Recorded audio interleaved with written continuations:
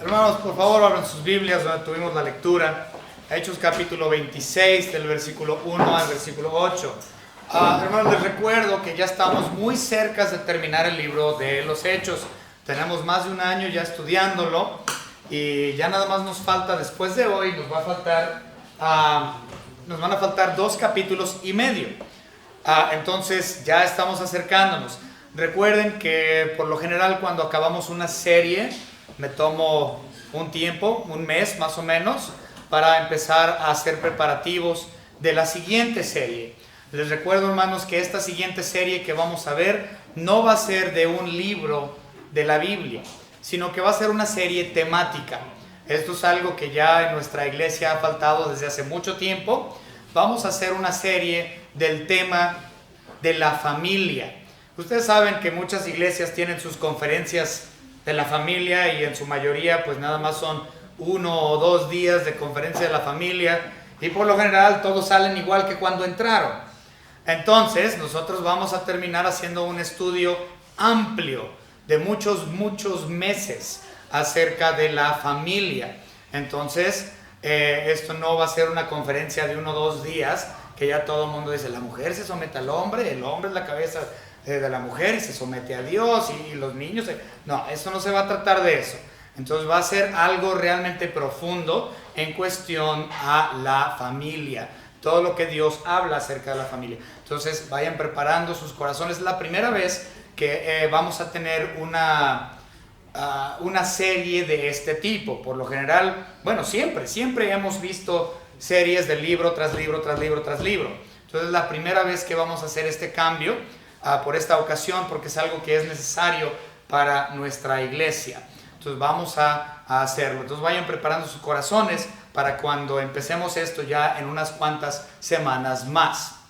Les recuerdo también, en la escuela dominical ya estamos muy cerca de terminar el libro de Primera de Juan con el hermano José Luis y vamos a empezar una serie nueva de escuela dominical con el hermano Omar Bazán. Entonces, hermanos, también preparen sus corazones para eso. Muy bien, empezamos con Hechos 26, versículo 1 al 18. Es los textos que vamos a manejar el día de hoy.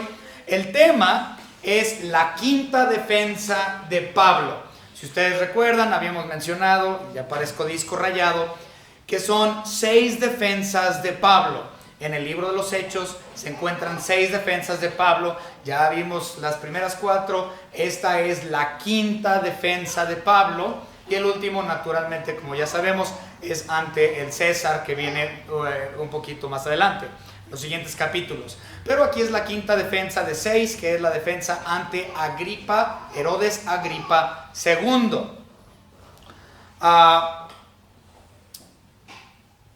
Vamos a empezar con la introducción, hermano. La semana pasada nosotros estudiamos un poco acerca de la historia precisamente de quién era Herodes Agripa II y Berenice. Vimos un poco acerca de lo que es cada uno de los Herodes, o por lo menos los infames Herodes que tenemos en la palabra de Dios. Vimos un poco acerca de cada uno de ellos. Vimos también acerca de Berenice, que también era del linaje de Herodes. De hecho, ella y Herodes Antipas II eran hermanos, junto con Drusila, que se menciona en el capítulo 24. Agripa, perdón, sigo diciendo Antipas. Herodes Agripa II. Entonces, Herodes Agripa II, Berenice, su hermana, y Drusila, la hermana menor de ellos.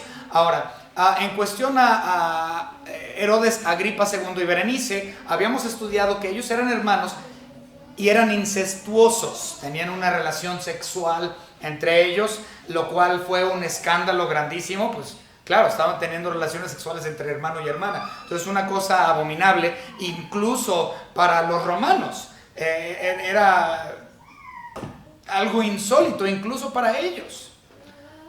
Entonces, hablamos todo eso la semana pasada y recordemos que en cuestión a Herodes Agripa II, él fue invitado por Porcio Festo. Ahora, Festo aprovechó la visita de Agripa o de Herodes Agripa II y Berenice para utilizarlo como un perito. Si ustedes recuerdan, estudiamos esto la semana pasada, porque Festo tenía, por ley, tenía que mandar una carta junto con Pablo hacia Roma para que el César pudiera leer, obviamente, todo lo que había sucedido con el caso de Pablo. Pero recordemos en los últimos versículos que estudiamos en el capítulo 25, la semana pasada, que precisamente dijo Festo, pues es que yo no sé qué escribir, porque pues esto es ajeno a mí. Entonces, ayúdame por favor, Agripa, para que yo pueda tener más información, para que yo pueda comprenderlo, para que yo pueda mandar esa carta junto con Pablo hacia Roma, para que el César pueda él verlo y estructurar bien el caso y que él tome la decisión sobre el asunto de este señor Pablo. Entonces eso fue lo que vimos la semana pasada. Hoy comenzaremos a estudiar esta defensa que él hace ante Agripa II. Y no nada más ante Agripa. Si ustedes recuerdan, habíamos estudiado que dice la Biblia que invitaron a este evento a todos los de la nobleza, a generales del ejército, a gente muy influyente, a la gente regia, ¿okay? Fueron los invitados a este evento donde toma lugar esta defensa. Se hizo con gran pompa, dice, o fue un evento digno de un rey, obviamente Agripa siendo uno. Y esto, claro, fue precioso porque esto, como lo habíamos mencionado la semana pasada, fue una profecía cumplida. Si ustedes recuerdan, en Hechos capítulo 9, versículo 15, en la conversión de Saulo, nuestro Señor Dios le dijo a Saulo que él iba a evangelizar a reyes, y hasta este momento no se había dado. Entonces Agripa es el primer rey a quien Pablo evangeliza, por lo tanto cumpliendo con esa profecía de nuestro Señor Jesucristo de Hechos 9:15. Entonces con esto vamos a empezar con el versículo 1. Vamos a orar, hermanos. Señor Padre, le damos gracias porque tenemos la dicha de poder tener su palabra en blanco y negro aquí impresa en la mano de cada uno de nosotros, Señor, donde podemos ver claramente su palabra infalible y perfecta, la cual podemos estudiar, Señor, escudriñar, y le estamos dando gracias, Señor, porque no la estudiamos o la escudriñamos por nuestra propia cuenta, sino que es su Santo Espíritu, Señor, que nos ilumina y nos muestra lo que en esta Biblia hay, en su palabra hay. Le pedimos, Señor, que podamos comprender un poco más acerca de la vida de Pablo y Señor, que su Espíritu Santo haga aplicación a nuestras vidas por medio del estudio de lo que veremos el día de hoy. Gracias, Señor, le damos por su salvación, la cual ciertamente no merecemos. Señor, le pedimos que su Espíritu Santo toque corazones esta mañana y que personas sean convencidas de pecado, de juicio, que vengan a tu conocimiento. Porque la salvación, Señor, entendemos que es algo precioso. No hay nada más hermoso que su salvación. Y, Señor, debemos de exponerla siempre que podamos, Señor. Ayúdenos, Señor, como cristianos realmente a llevar el Evangelio. Como Pablo en esta ocasión hace ante Agripa y Berenice y todos los demás que estaban en la audiencia. Gracias, Señor, le damos por todo lo que nos ha dado. En el nombre de su Hijo Jesucristo, nuestro Salvador. Amén. Versículo 1, Hechos 26:1. Entonces Agripa dijo a Pablo: se te permite hablar por ti mismo.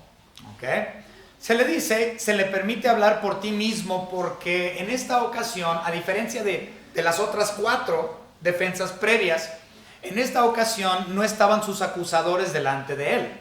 En todos los otros casos, los otros 4, si ustedes regresan y ven las otras 4 defensas, los acusadores siempre estaban ahí. Y los acusadores siempre fueron los primeros en hablar y dejaban a Pablo hablar al último. Y llegaban los acusadores y: mira Festo, mira Félix, mira Claudio Lisias, mira Sanedrín, nosotros estamos acusando a Pablo por esto y por esto. Y ellos hablaban extensamente y a pobrecito Pablo lo dejaban al último para hablar. En este caso sus acusadores no estaban ahí delante de él. Por lo tanto, la palabra la tenía abierta Pablo. Él tenía toda la oportunidad de defenderse. Sin embargo, como ya lo habíamos mencionado antes, en realidad las defensas de Pablo no son verdaderas defensas, sino que son oportunidades para llevar el evangelio. Y ahora, a diferencia de cuando Pablo estaba con Claudio Lisias en esa defensa, si ustedes recuerdan, él lo hizo de las escaleras de la fortaleza de Antonia. Y fue improvisado, esa defensa fue totalmente improvisada. A diferencia de esa ocasión, esta defensa no es improvisada. Y lo podemos notar porque está altamente estructurado. Todo. Hay más detalle en esta defensa o evangelización más bien de Agripa que en todas las otras que vienen previas. Entonces, esto es algo especial. Y de las 6 defensas que hay, esta es la más evangelística. Esta es la que más detalle y más organización tiene, pues como lo mencioné, no fue algo en el momento, sino que fue preparado. Entonces se le da la palabra y se le permite hablar. Tú habla por ti mismo, no hay quien te acuse, tú habla, Pablo. La siguiente parte dice, extendiendo la mano, comenzó así su defensa. Es decir, que Pablo voltea y está ahí lleno de gente, toda vestida bien bonita, y él ahí está encadenado, el embajador de Dios encadenado, y pues él lo primero que hace es, mueve la mano así, como que ya se le dio la palabra y diciendo, a ver, pónganme atención, estoy a punto de hablar. Ahora, este gesto de levantar la mano para pedir la palabra o para comenzar su oratoria es algo que incluso hasta el día de hoy se ve. Digo, lo podemos ver en muchos videos de los mandatarios alrededor del mundo, ¿no? Que levantan la mano y piden la palabra y, oh, pueblo, escúchenme.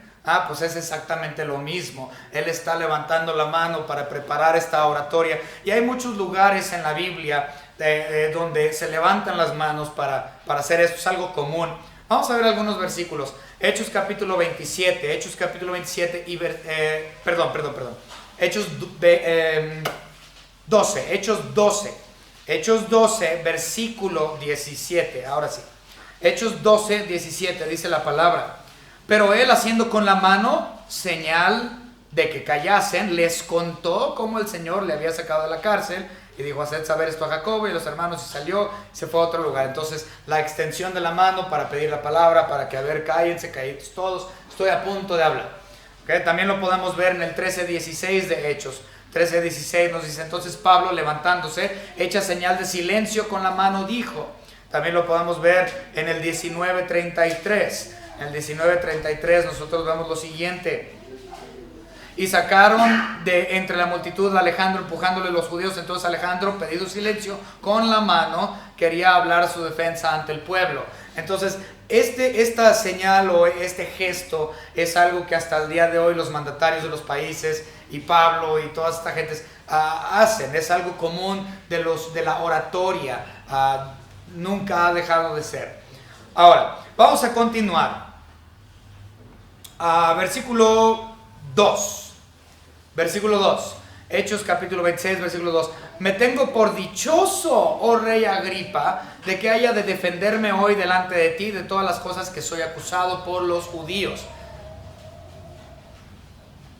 ¿Qué actitud tan tremenda está mostrando aquí a Pablo? Me siento dichoso. Es decir, me siento privilegiado. Yo no sé si yo tendría esa misma actitud que Pablo tuvo. ¿Por qué? Porque fíjense, fue acusado falsamente, fue puesto en la cárcel, sin juicio, y estuvo ahí por 2 años en la cárcel, totalmente. No, yo estaría furioso. No, yo qué dichoso. Si yo fuera Pablo, yo estaría delante de esas gentes y yo diría, a ver, ustedes son una bola de esto y esto y esto. Eso sería mi reacción inicial. ¿Por qué? Porque falsamente me acusaron, porque falsamente me encadenaron, porque falsamente, y fíjense, 2 años y yo soy inocente. No, esa sería la actitud de la gran mayoría de nosotros. Pero Pablo dice, me siento dichoso. Yo no sé si yo pudiera tener esa actitud. Espero que usted sí. Pero él está dichoso por otra cosa. Él no está dichoso por la circunstancia que tiene, sino que él está dichoso porque puede llevar el evangelio. Recuerden, ya habíamos hablado de esto anteriormente. Si tu circunstancia en la que te encuentras te lleva a dar el evangelio de Cristo a otros que no lo han escuchado, entonces agradécele a Dios por esa circunstancia en la cual te ha puesto. Porque gracias a esa circunstancia has podido llevar el evangelio, la cual siempre es un privilegio.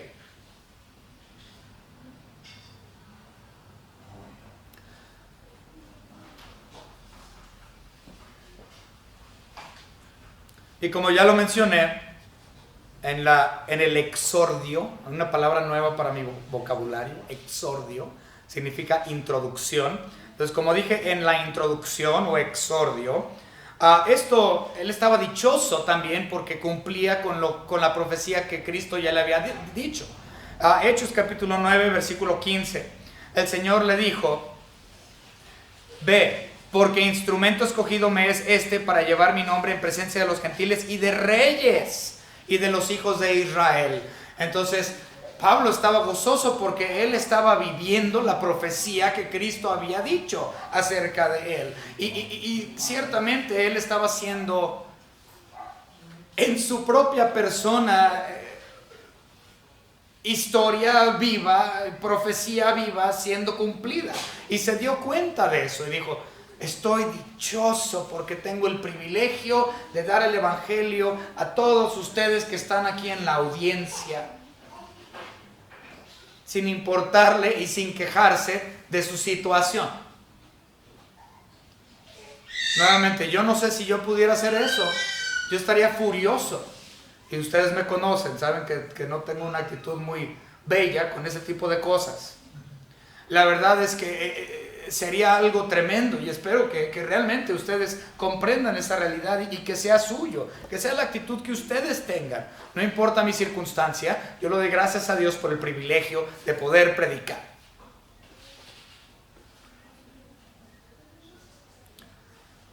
Muy bien. Continuamos. Versículo 3. Mayormente, porque tú conoces todas las costumbres y cuestiones que hay entre los judíos, por la cual te ruego que me oigas con paciencia. Agripa, como ya lo hemos mencionado, él era él entendía la cultura hebrea, él entendía la cultura judía, a diferencia de Porcio Festo, que no entendía nada. Por eso fue que le dijo a Agripa, yo quiero que tú me ayudes para elaborar la carta, porque yo no sé nada de los judíos, pero tú sí, oh rey Agripa, entonces échame la mano. Entonces Pablo aquí está admitiendo que sí, en efecto, Agripa conocía las costumbres hebreas. Vamos a regresar a Hechos capítulo 25 y vamos a leer el versículo 26. Lo vimos la semana pasada, pero para que tengan realmente un entendimiento pleno de esto hay que regresar. Entonces 25-26 dice, como no tengo cosa que escribir a mi Señor, le he traído ante vosotros y mayormente a ti, oh Agripa, para que después de examinarle tenga yo que escribir. ¿Por qué? Porque Agripa era el perito, del caso. Él comprendía el asunto y por lo tanto le iba a echar la mano aquí a Festo para comprender de todo esto. Ahora, como ya lo mencioné, en realidad esta defensa no es una defensa como tal, sino que es una cuestión de evangelización. Pablo instó por medio de esta oratoria que ellos aceptaran a Cristo como su único y propio Salvador y que fueran convertidos. Vamos a adelantarnos, no lo vamos a ver en detalle hoy porque no vamos a llegar, pero vamos a adelantarnos y leer ahí mismo en ese capítulo los versículos 28 y 29. 28 y 29 dice: entonces Agripa dijo a Pablo, por poco me persuades a ser cristiano. Entonces él estaba instando a conversión. 29, y Pablo dijo: quisiera Dios que por poco o por mucho, no solamente tú, sino también todos los que hoy me oyen, fueseis hechos tales cual yo soy, excepto estas cadenas. En otras palabras, salvos, hechos hijos de Dios, libres en la sangre de Cristo. Él estaba evangelizando, en realidad no se estaba defendiendo. Ahora, en los versículos, del versículo 5 al versículo 8, del versículo 5, 6, 7 y 8, en estos siguientes versículos, bueno, realmente empezando desde el 4, del 4 al 8, Pablo da testimonio de su vida como judío, da testimonio de su vida pasada. Entonces, él está regresando hasta su juventud. Él no está defendiendo nada más, como mencioné, no es una defensa, él está dando su testimonio. No está defendiendo su caso, está dando su testimonio. Y déjenme decirles que esto es muy importante, dar nuestro testimonio. Eso es importantísimo. Mucha gente es salva al escuchar el testimonio de otros. ¿Por qué? Porque nosotros podemos decir, mira, me consta que Cristo Jesús es Dios, me consta que Cristo Jesús es el único camino, la verdad y la vida, porque Él me sacó de donde yo estaba, Él me sacó del lodo, del fango donde yo estaba, me sacó del mundo de pecado, me sacó de esa vida pasada que yo tuve, me consta, yo soy un producto de la cruz. Esto es lo que está haciendo Pablo, y esto es lo que nosotros debemos de hacer nosotros. Yo no conozco la experiencia de salvación de todos, pero yo puedo hablar a otros acerca de lo que Cristo hizo por mí personalmente. Muchas personas no saben cómo dar el plan de salvación muchas veces.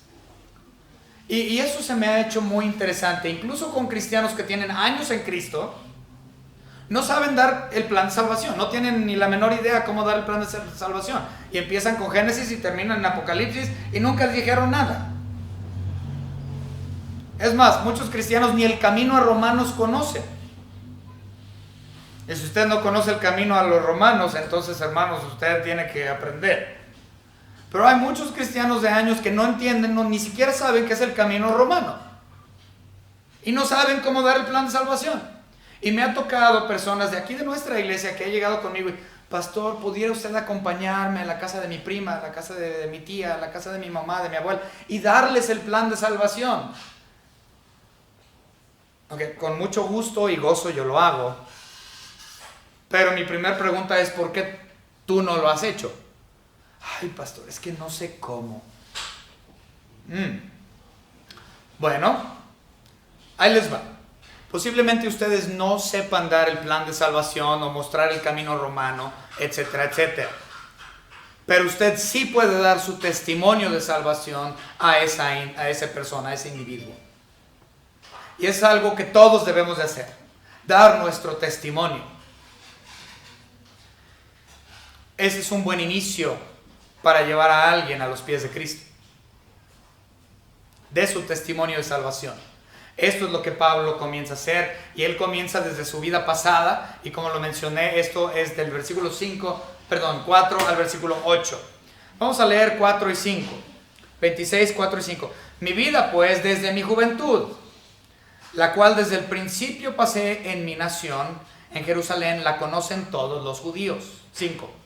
Los cuales también saben que yo desde el principio, si quieren testificarlo, conforme a la más rigurosa secta de nuestra religión, viví fariseo.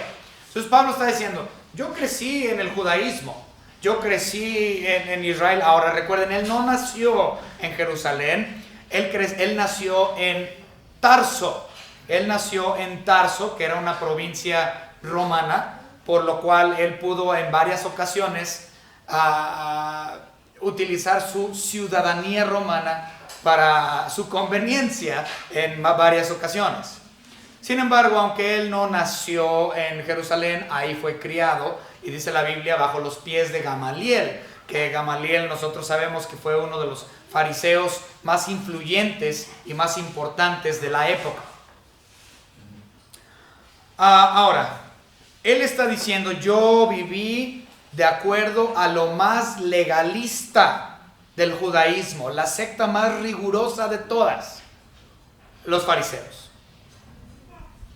No había una, o podremos decir, una rama del judaísmo tan estricto como lo fueron ellos. Porque también estaban los saduceos, si ustedes recuerdan, pero los saduceos eran un poco más liberales. Entonces, los más rigurosos, los más legalistas, eran los fariseos. Y él está diciendo, yo fui fariseo de fariseos, yo viví según las reglas del fariseísmo. Vamos rápidamente al libro de Filipenses. Muy conocido por todos nosotros ya, pero lo vamos a leer de todos modos. Filipenses capítulo 3, versículos 4 y 5. Dice Pablo aquí en Filipenses 3, 4 y 5. Aunque yo tengo también de qué confiar en la carne. Si alguno piensa que tiene de qué confiar en la carne, yo más. Circuncidado al 8º día del linaje de Israel, de la tribu de Benjamín, hebreo de hebreos en cuanto a la ley, fariseo, en cuanto a celo, perseguidor de la iglesia, en cuanto a la justicia que es en la ley, irreprensible. Él está diciendo, yo era de lo más legalista, de lo más legalista, de lo más legalista, y no me sirvió de nada.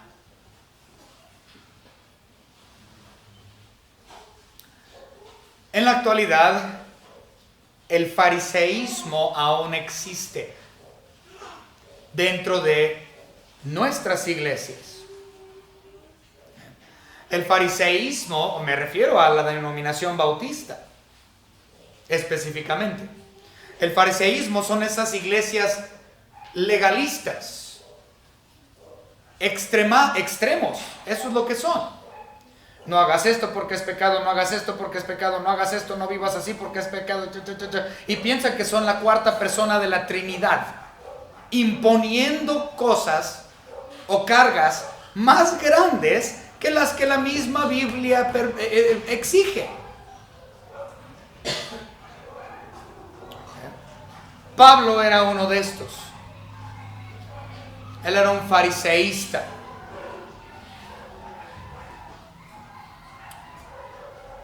Bien, entonces él está hablando acerca de esta porción de su vida, y él está diciendo, como la acabamos de leer ahí en Filipenses 3:6, que él es irreprensible como fariseo, o lo fue.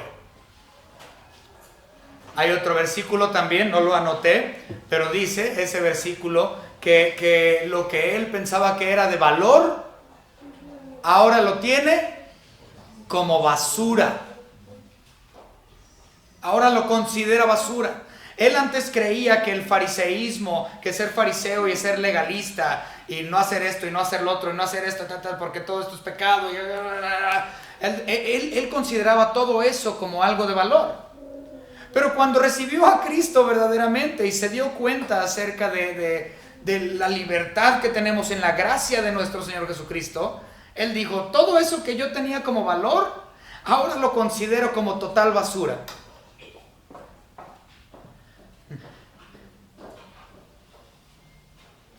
De hecho, acabo de tener esta conversación con unos hermanos el día de ayer.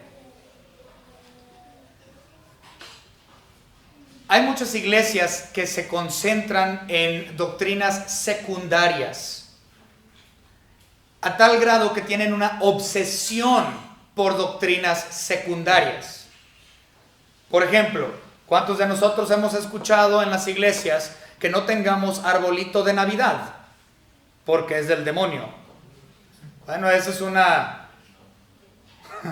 Aparte de que es total mentira y sacado de contexto cuando lo sacan del libro de Jeremías, eso sería considerado una doctrina secundaria, es decir, una doctrina que no tiene gran valor. De hecho, no tiene valor para nada. Otros, ¿no? La obsesión de la música mundana, la música, y lo único que saben predicar es de la música.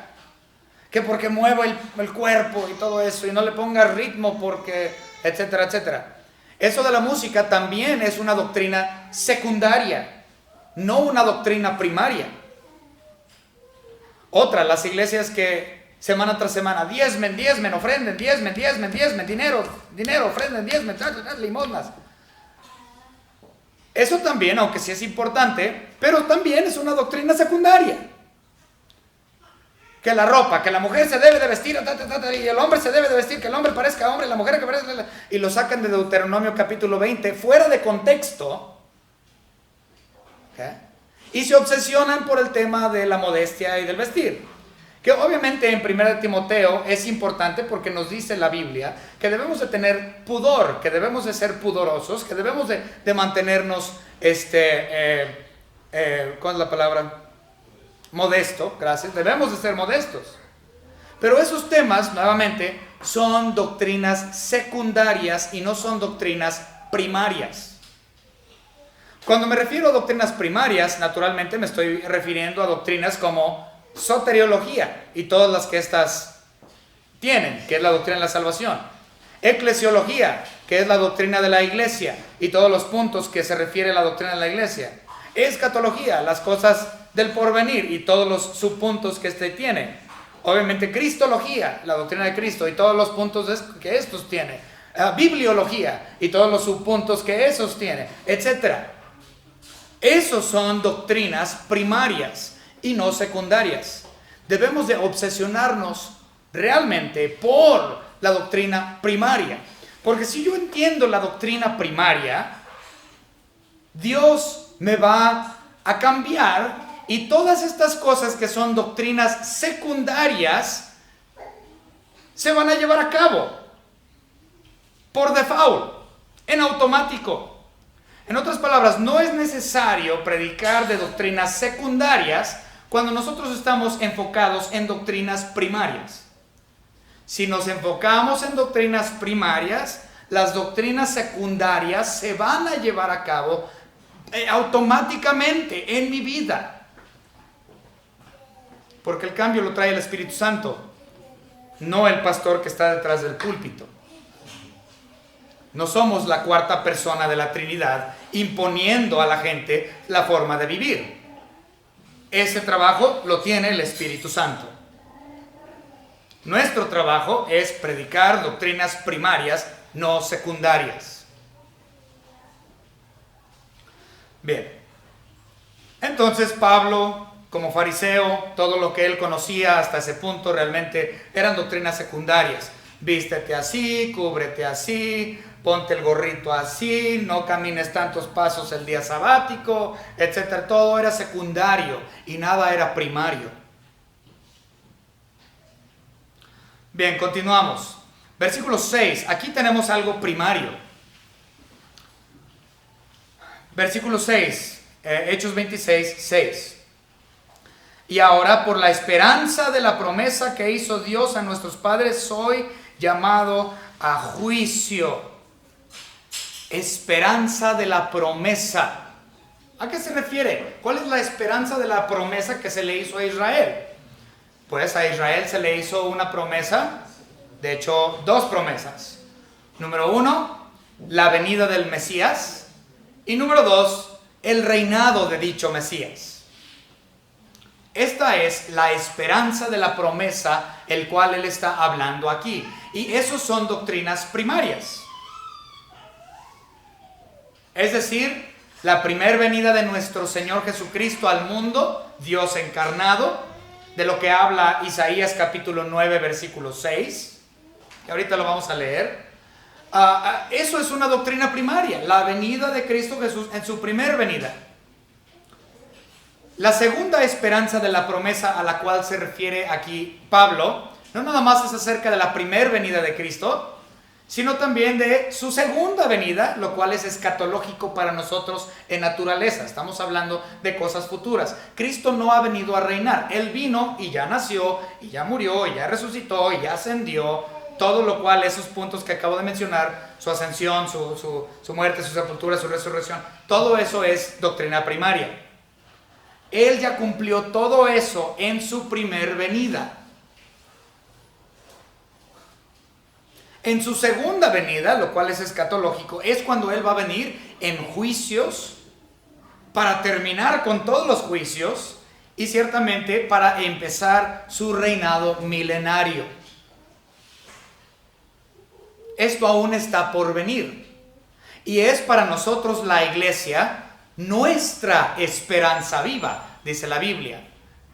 Nosotros ya creímos en el Mesías, en su primer venida, y creemos aún, y es nuestra esperanza viva, también el reinado de nuestro Señor Jesucristo en un tiempo futuro. Esa es la esperanza viva de la iglesia. Estos son temas primarios en cuestión a doctrina. ¿Por qué? Porque si hablamos de su primer venida como Mesías, en cuestión a la esperanza viva, esto es lo que nos trajo la salvación. Si Cristo no hubiese venido, es decir, si Él no se hubiera manifestado inmanentemente, que ya hemos estudiado eso en el pasado, espero que se acuerde que es inmanencia, si no, después del servicio lo platicamos. Si Cristo Jesús no hubiera venido, es decir, Dios no hubiera sido un Dios inmanente. Y si Él no es un Dios inmanente en su primer venida como Mesías, por lo tanto, no hay salvación. No hubiese existido la gracia, no hubiese existido la redención, ni la regeneración, ni la justificación, ni la imputación, ni la santificación, ni la glorificación. Nada de eso hubiese existido si Dios no hubiese venido en la persona de Cristo Jesús, siendo un Dios inmanente. Y como nosotros hemos creído en esa promesa de la esperanza pasada, de lo que ya sucedió en su primera venida, es por eso que nosotros tenemos esa gracia, esa salvación, porque hemos creído. Y aún creemos y esperamos la segunda parte de esa esperanza viva, su reinado. Bien, vamos a ver unos versículos que hablan acerca de esta esperanza de promesa, de la promesa que se le dio a Israel. Isaías capítulo 7. Bueno, yo mencioné el 9:6, pero también lo vamos a ver. Isaías capítulo 7 y versículo 14, dice la palabra: por tanto el Señor mismo os dará señal, he aquí que la Virgen concebirá y dará a luz un hijo y llamará su nombre Emmanuel, es decir, la esperanza de Israel de que vendría el Mesías de una virgen. Pues ya sucedió y se les fue el tren, porque ellos no han creído. Los judíos no creen que Cristo Jesús, que el Mesías ya vino. Ellos todavía están esperando que Jesús venga. Bueno, no lo aceptan como Jesús, nada más lo llaman Mesías. Entonces ellos no han aceptado que el Mesías ya vino, porque ellos no aceptan a Jesús. Ellos dicen que no, Jesús no es el Mesías, y mucho menos es divino. Pero ellos claramente ya lo tenían en Isaías escrito, que él nacería de una virgen. Y cuando vino le rechazaron, y le rechazan aún. 9:6, Isaías 9:6. Porque un niño nos es nacido, hijo nos es dado, y el principado sobre su hombro, y se llamará su nombre admirable, consejero, Dios fuerte, Padre eterno, príncipe de paz. Hablando de la persona de nuestro Señor Jesucristo, quien es el Padre eterno. Jesús es Dios. Esto lo trabajamos el día de ayer con los varones que vinieron precisamente a la reunión de varones. Jesús es Dios. Su nombre es Emmanuel, admirable, consejero, Padre eterno. Este niño que nació de la Virgen es el Padre eterno. ¿Y saben qué? Cuando vino, no aceptaron el hecho de su inmanencia o la encarnación o la revelación o manifestación, como quieran llamarlo, de Dios Padre en la persona de Dios Hijo. Y a causa de este rechazo, En un tiempo futuro, esto los va a llevar a creer en el anticristo, en el falso profeta. Porque los israelitas siguen esperando al Mesías. Hasta el día de hoy, ellos están esperando al Mesías, porque no creyeron en Cristo cuando vino. Entonces, ellos todavía están esperando el Cristo. Y nos dice Apocalipsis capítulo 13, a partir del versículo 10, que va a venir este falso profeta, esta bestia, esta segunda bestia, la cual viene de la tierra. Y los judíos van a creer que Él es el Mesías. Rechazaron al verdadero, pero van a aceptar al falso.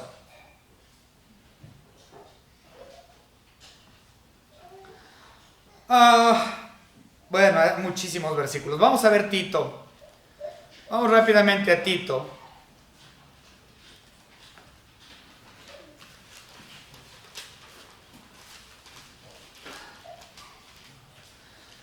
Tito, capítulo 2 y versículo 13, dice la palabra de nuestro Señor.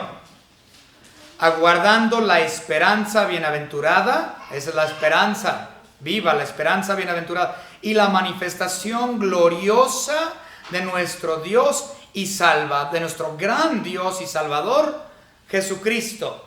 Entonces, esta es la esperanza viva que tiene la iglesia, es decir, la segunda parte de la esperanza, es decir, su segunda venida. La iglesia ya creyó en su primer venida. Hemos creído en su inmanencia, hemos creído en su obra redentora, somos salvos, entonces ya hemos aceptado la primera parte de la esperanza.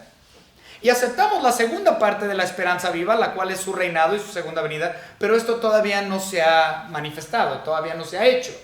Pero aguardamos como iglesia eso que sucederá en un tiempo futuro.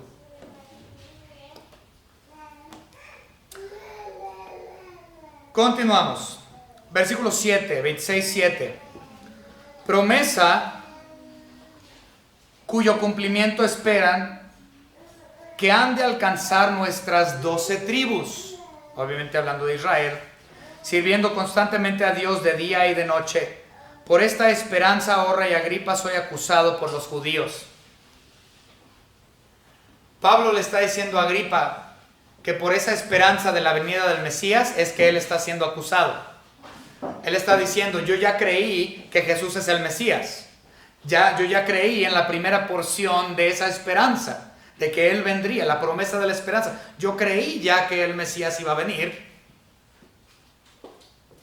Y se supone que todas las 12 tribus, es decir, Israel, todo el conjunto, tenían esa misma promesa. Pero no han creído. Y hasta el día de hoy no han creído. Se les fue el tren, vino el Mesías y ellos no creyeron y ellos van a terminar esperando a un segundo Mesías falso y lo van a aceptar a él. Y dice, por esta razón de la esperanza de su primer venida, de la encarnación de Dios en la persona de Jesucristo, por eso es que estoy siendo acusado. Recuerden que ellos lo acusaron de blasfemar en contra del templo. Lo acusaron de sedición, no me acuerdo cuál fue el tercero, pero eran 3 cargas que fueron hechas en contra de Pablo. ¿Cuál? Sí, por quebrantar la ley. Sin embargo, estas 3 acusaciones él ni siquiera las está mencionando.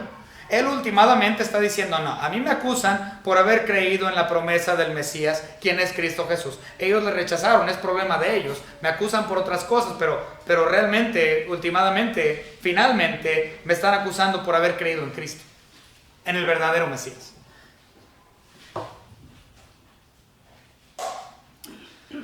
Ahora, cuando se refiere a las 12 tribus, sabemos que se menciona mucho en la palabra de Dios las 12 tribus, y esto tiene referencia a todo Israel. Recuerden que la intención y la voluntad de Dios nunca fue la separación o la división de las tribus de esa manera, es decir, las 10 tribus del norte y las 2 tribus del sur. Las tribus del sur fueron Benjamín y Judá. Todas las otras 10 eran las tribus perdidas, como muchos los llaman, las tribus perdidas del norte, pero realmente nunca existió a los ojos de Dios una división de las 12 tribus.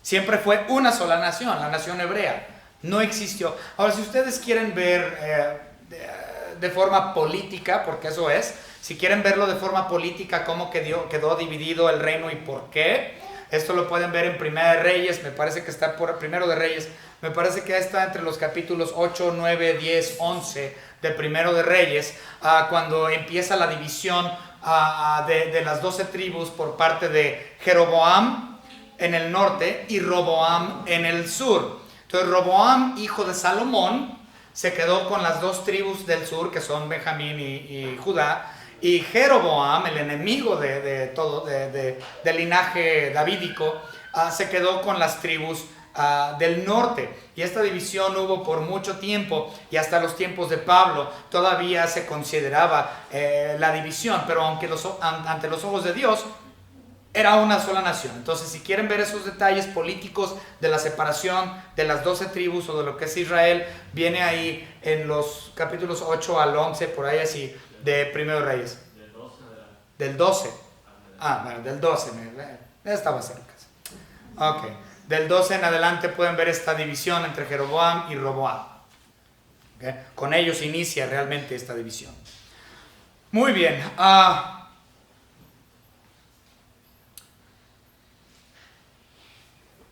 Versículo 8. Versículo 8. Observen esta exclamación por parte de Pablo. ¿Qué? ¿Se juzga entre vosotros cosa increíble que Dios resucite a los muertos? La expresión de Pablo muestra que para él era inconcebible el hecho de que se le estaba acusando también por haber creído en la resurrección. Él siendo fariseo, mientras que también todos los fariseos aceptaban la resurrección. Él está diciendo, ¿cómo es posible? Se supone que ustedes son fariseos y por lo tanto se supone que ustedes deben de creer también en la resurrección. Pero la realidad es que ellos creían en la resurrección teóricamente. Porque cuando se les presentó la resurrección de Cristo Jesús, aunque algunos de ellos aceptaron, no todos, no la mayoría de ellos. Si nosotros recordamos algunos casos, pues naturalmente tenemos el caso de Nicodemo, quien era fariseo, y él aceptó a Cristo como su Salvador y creyó también en su resurrección. Podemos ver también el de la tumba, ¿quién era? Gracias, José de Arimatea, que también era fariseo y por lo tanto él también creía, o como dice la Biblia, abrigaba, es decir, aceptaba la resurrección.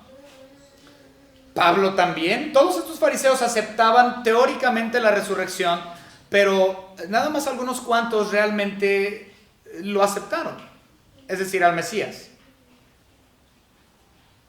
Y a Pablo se le hace inconcebible. ¿Cómo es posible que ustedes, los fariseos, los quienes a mí me acusan, rechazan a la promesa cuando la promesa vino? Ustedes lo rechazaron.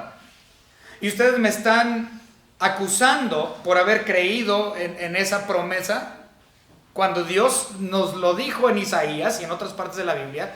También lo dijo Dios en Génesis 3:15, lo dijo Dios en Génesis 12, lo dijo Dios en Génesis 15, que vendría un Mesías.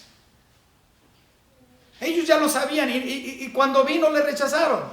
Y se supone que ellos debían de creer en la resurrección y cuando Cristo murió y fue sepultado y resucitó, tampoco creyeron. Y a Pablo se le hace inconcebible esto. Vamos a regresarnos a leer Hechos capítulo 24 y versículo 15. Hechos 24, 15. Teniendo esperanza en Dios, la cual ellos, hablando de los fariseos, la cual ellos también abrigan, de que ha de haber resurrección de los muertos, así de justos como de injustos. Entonces, en teoría, el fariseo se supone que debería de haber creído en la resurrección, pero cuando la resurrección se efectuó en la persona de Cristo Jesús, no lo aceptaron. Eso para Pablo era inconcebible. Ahora, De los versículos 9 al 11 es el segundo punto que levanta Pablo ante su audiencia.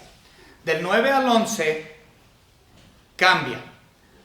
Como les mencioné, del 4 al 8 él habla de su vida como fariseo. Y ahora del 9 al 11 él da su testimonio como perseguidor de la iglesia. Su segundo punto en su oratoria. Versículos 9 al 11 los voy a leer rápidamente. Yo ciertamente había creído mi deber hacer muchas cosas contra el nombre de Jesús de Nazaret, lo cual también hice en Jerusalén. Yo encerré en cárceles a muchos de los santos, habiendo recibido poderes de los principales sacerdotes, y cuando los mataron, yo di mi voto. Y muchas veces, castigándolos en todas las sinagogas, los forcé a blasfemar, y enfureciendo sobremanera contra ellos, los perseguí hasta en las ciudades extranjeras. Entonces, primero da su testimonio como fariseo de fariseos, y ahora da su testimonio como perseguidor de la iglesia. Muy bien. Al igual que sus acusadores, Pablo previamente también perseguía el camino, o la iglesia, o la persona de Cristo Jesús. Lastimando, persiguiendo, encarcelando e incluso torturando a los cristianos, dando su voto para matar y asesinarlos.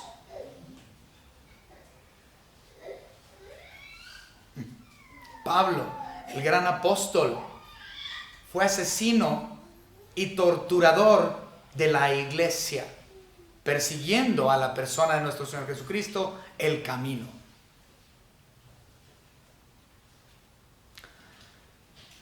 Vamos a ver.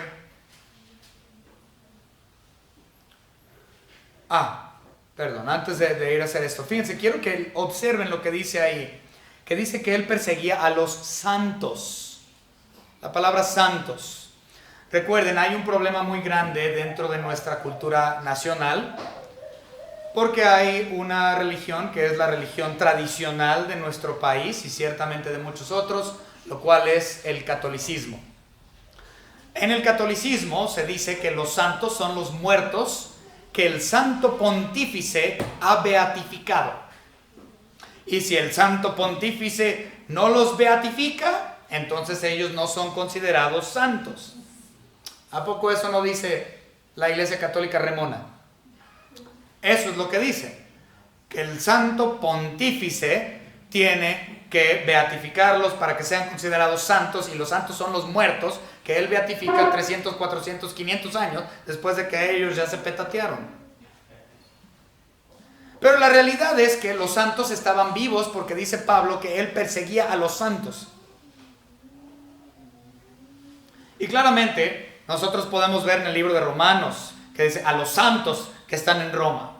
Podemos ver en el libro de Corintios a los santos que residen y viven en Corinto, a los santos que residen y viven en Filipos, a los santos que residen y viven en Galacia. Y todas sus cartas, los primeros 1 o 2 versículos de todas sus epístolas, mencionan que él escribe esas cartas a los santos que están vivos. ¿Y saben qué? El Santo Papa ni siquiera existía en este tiempo como para poder beatificarlos. Estaban vivos, no estaban muertos. No existió un pontífice sino hasta después del año 300 y fracción, después de Cristo. Entonces, ¿cómo es posible que estos hayan sido llamados santos? Porque recuerden que la santificación no tiene absolutamente nada que ver con el papado, ni la Iglesia Católica, ni beatificación, ni nada de eso.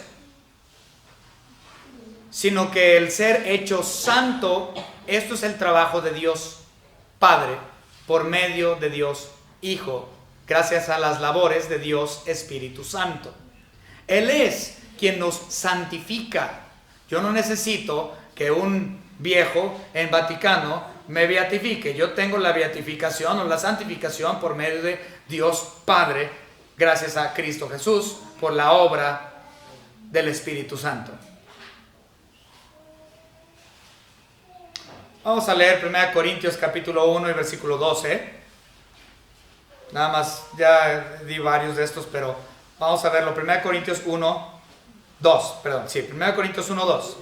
A la iglesia de Dios que está en Corinto, a los santificados en Cristo Jesús, llamados a ser santos con todos los que en cualquier lugar invocan el nombre de nuestro Señor Jesucristo, Señor de ellos y nuestro. Los santos son todos los que han aceptado a Cristo como su único y propio Salvador e invocan su nombre y le alaban y han creído en la promesa del Mesías, quien ya vino, ya murió y ya resucitó y viene otra vez. Esos son los santos.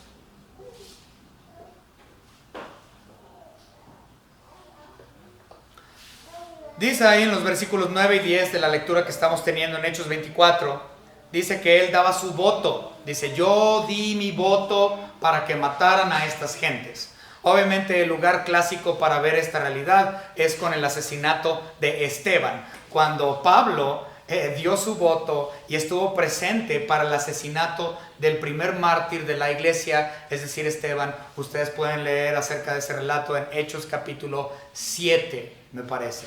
Entonces en Hechos capítulo 7 podemos ver el asesinato de Esteban y Saulo, quien es Pablo, dio su voto.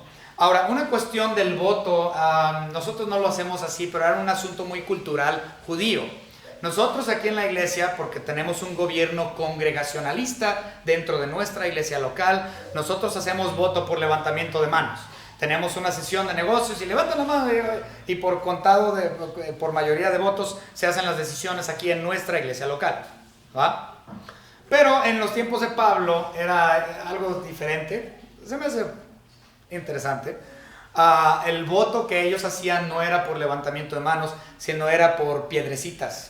Ellos tenían unas piedras y pues si ellos estaban a favor, aventaban una piedra, ¿no?, ahí al piso y ya contaban ahí los votos y decían, pues son tantas piedrecitas a favor y tantas piedrecitas en contra, ¿sí? Porque muchos de ellos también lo hacían por colores, es decir, la piedrecita blanca era a favor y la piedrecita más oscura o más negra era en contra. Entonces todos aventaban ahí las piedrecitas, pues tantas piedras a favor, tantas piedras en contra. Pero algo cultural interesante que se me hizo padre para mencionar. Ahí está. Entonces así es como ellos hacían sus votos y Pablo dice, yo aventaba mi piedrecita blanca a favor, mátenlo, apedréenlo, lapídenlo, ¿no? Hoy sería línchalo, cuélgalo del árbol, o como sea, golpéalo. Pero el punto es que él siempre estaba a favor. Y esto también nos indica que él era miembro del Sanedrín, porque quienes votaban eran los miembros del concilio del Sanedrín, que ya hemos estudiado en el pasado en varias ocasiones. El concilio del Sanedrín era un concilio compuesto por un total de 70 hombres hebreos, entre ellos saduceos y fariseos. Y si había algún empate en cuestión a la votación por medio de la piedra, quien daba el desempate era el sumo sacerdote, que era considerado el voto número 71. Muy bien, vamos a continuar. Versículo 11. Ya lo leímos, pero y muchas veces castigándolos en todas las sinagogas los forcé a blasfemar. Esa palabra forcé es muy interesante en el griego e implica tortura. Dice, yo perseguía a la iglesia y encontraba a un cristiano y dice, yo lo forzaba, yo lo torturaba hasta que él renunciara y blasfemara en contra del nombre del Mesías que ellos dicen haber tenido. Dice, pero ahora, ahora yo ya he creído en ese Mesías, en esa esperanza, en esa promesa que se dio y por lo tanto yo entiendo que lo que yo había hecho era plenamente pecado. Bueno, tenemos que entender que en muchos lugares, aquí en nuestro país, me imagino que en algunos poblados pequeños, muy escondidos y remotos, todavía hay persecución de la iglesia. Pero en la mayoría de las ciudades grandes y con más educación y con más académico, con más estudios académicos, realmente no hay una persecución de la iglesia como tal. Sin embargo, aún existe la persecución de la iglesia en varios otros lugares del planeta. Y las personas que llegan a conocer a Cristo como su Salvador, que alguna vez persiguieron a la iglesia, se dan cuenta que todo lo que hicieron era pecado. Pero muchos de ellos lo hacen con la autoridad de su iglesia tradicional de ese país. No hace muchos años aquí en México era igual. Y los propios sacerdotes católicos romanos instaban a la gente de su congregación de ir y apedrear las puertas y las ventanas de esta iglesia. Sí. Si ustedes observan, en la parte de afuera de la iglesia hay un par de lámparas que ya no existen. Y siempre que poníamos esas puertas, esas lámparas, siempre llegaban y las apedreaban, y por eso ya no las tenemos. Estaban promocionando la agresión por parte de los sacerdotes que vinieran y lastimaran al templo, a este templo físicamente, o incluso también a sus miembros. Por eso también hay protecciones de malla afuera, porque yo no sé cuántas veces reventaron estos vidrios.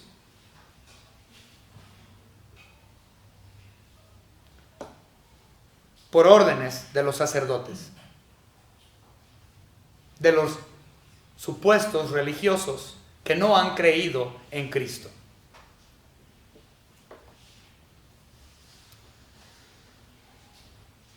Estuve hablando con este hermano de la India que vino, el hermano Hendrix. Estábamos en la casa del hermano José Luis, ahí en la sala del hermano, y el hermano Hendrix nos dijo que él puede ir a la cárcel de por vida por evangelizar en India. Lo dijo, ¿verdad, hermano? Y quien promueve eso es la religión hindi, o la religión tradicional de la India, por parte de los líderes de esa secta. Nada ha cambiado. Pablo así lo creía necesario, que él tenía que hacer sus buenas obras al perseguir a los santos. Ahora, en los siguientes versículos, no los vamos a ver con gran detalle, hermanos, porque no tenemos mucho tiempo ya, de hecho ya se nos acabó. Pero del versículo 12 al versículo 18 es la tercer parte o tercer punto de la oratoria o discusión de Pablo. En esta ocasión, él da ahora la sección de su conversión. Saulo fue convertido en el camino a Damasco. Si nosotros vemos el último versículo que estudiamos, que fue el 11, dice que los perseguía hasta ciudades extranjeras. Damasco era una ciudad extranjera. Y en el camino a Damasco fue que Saulo fue convertido para nuestro Señor Jesucristo. Esta es la tercera vez que nosotros vemos en el libro de Hechos el relato de la conversión de Saulo. La primera vez que se ve es en el capítulo 9, del versículo 1 al 17. La segunda vez que se ve el relato de su conversión es en el capítulo 22, del versículo 6 en adelante. Y esta es la tercera y última vez donde vemos el testimonio de Pablo en cuestión a su conversión, del capítulo 26, del 12 al 18. Hermanos, déjenme decirles, y los vuelvo a reiterar, si vamos a darle aplicación a esto, den su testimonio. Den su testimonio de salvación. Den su testimonio de dónde estaban y qué hacían y cuáles eran sus pecados, y acéptenlo y cuéntenselo y díganle: pero el Señor Jesús a mí me salvó de eso porque yo creí en el Mesías que se dijo en la Biblia que habría de venir y vuelve otra vez.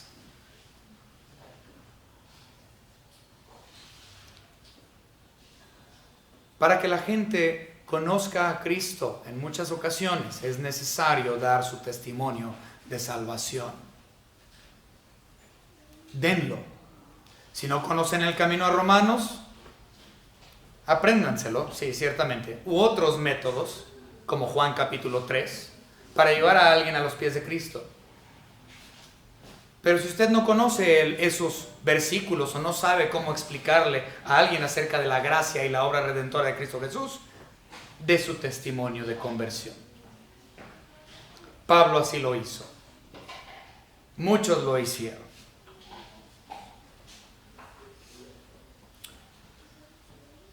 Yo ciertamente les recomiendo que comprendan la necesidad de dar su testimonio.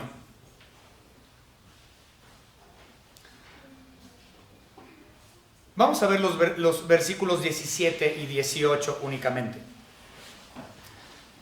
Aquí son las palabras de nuestro Señor Jesucristo en la conversión de Saulo, y le dice: librándote de tu pueblo y de los gentiles a quienes ahora te envío. Pablo, sabemos que él fue el misionero a los gentiles porque Dios así lo quiso, fue la voluntad de Dios y así fue hecho. Y Pablo fue el misionero a los gentiles, quien obviamente eran aborrecidos por los judíos hasta el día de hoy. E inconcebible para ellos el hecho de que la salvación se extendería a nosotros, los perros gentiles. Pero así fue, por voluntad y obra de Dios. Y él fue y evangelizó. Versículo 18. Para que abra sus ojos, para que se conviertan de las tinieblas a la luz. La gente que no es salva, que no ha creído en Cristo como su único y propio Salvador, tienen sus ojos cerrados, cegados. Y por lo tanto, cuando dice el sacerdote o el líder de la secta, ve y molesta a los cristianitos aquellos, entonces tú acudes con gran disponibilidad, porque tus ojos están cerrados, porque no has creído en el Mesías. Por eso la palabra de Dios se llama, y Cristo, la luz. Nos abre los ojos, pero hay que exponer la palabra de Dios y la salvación a las personas que están en dicha oscuridad con la luz de la palabra de Dios. Es menester que nosotros evangelicemos y demos testimonio de Él y de lo que Él hizo en cada uno de nosotros.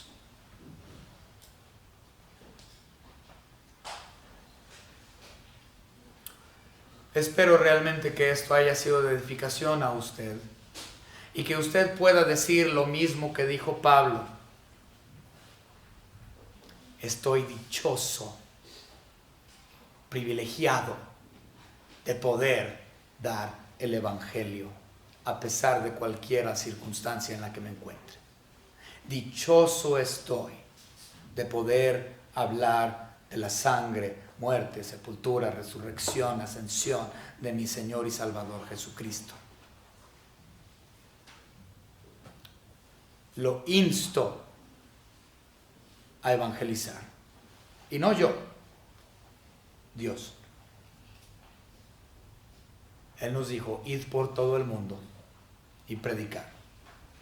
Y en Hechos capítulo 1 y versículos 8 nos dice: ve localmente, ve estatalmente, ve nacionalmente y ve a todo el mundo, donde dice Jerusalén, Judea, Samaria y hasta lo último de la tierra. Dé su testimonio, explique a Cristo, al que vino y al que vendrá. Vamos a orar. Señor, gracias le damos por todo lo que nos ha dado, por su amor precioso, Señor. Gracias, Señor, porque usted, su Hijo Jesucristo, es la promesa, la esperanza viva en su primer venida, y ciertamente para nosotros como iglesia que ya hemos creído en el Mesías Jesucristo, ahora vemos hacia el tiempo escatológico, hacia el tiempo futuro, cuando Él vendrá otra vez para poner su reino mileniario y después de eso su reino eterno. Gracias, Señor, le damos por aquel a quien usted envió para morir en la cruz por nuestros pecados, para que nosotros comprendiéramos y fuéramos salvos, comprendiéramos nuestros pecados, comprendiéramos que nosotros mismos no podemos ser salvos y que el único lugar, la única forma de poder llegar e ir al cielo y tener la salvación de nuestra alma es por medio del nombre de Cristo Jesús. Gracias, Señor, le damos por Él, por su Hijo, quien hoy se encuentra vivo a la diestra suya, Padre, entendiendo que Él vendrá próximamente por su iglesia, y le damos gracias, Señor, por eso. En el nombre de su Hijo Jesucristo, nuestro único y propio Salvador. Amén.